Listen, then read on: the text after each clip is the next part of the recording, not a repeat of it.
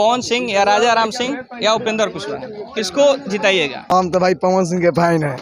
पवन सिंह के गाना गाते हैं, पवन सिंह के गाना से हम कमाते हैं भैया। गाना जनी जय कमाए कलकतिया राजा मार दी समतिया मतिया राजा, अभी हम प्रोग्राम में ला रहे हैं भैया।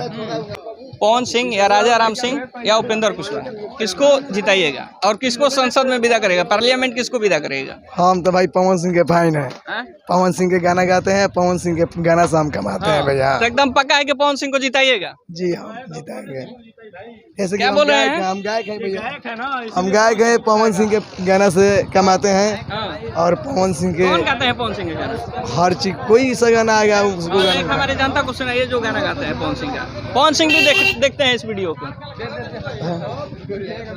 बहुत सारे पवन सिंह के गाना गाता है। गुनगुना अभी गाना जनी जय कमाए कलकतिया राजा मार दी समतिया मतिया राजा, अभी हम प्रोग्राम में ला रहे हैं भैया।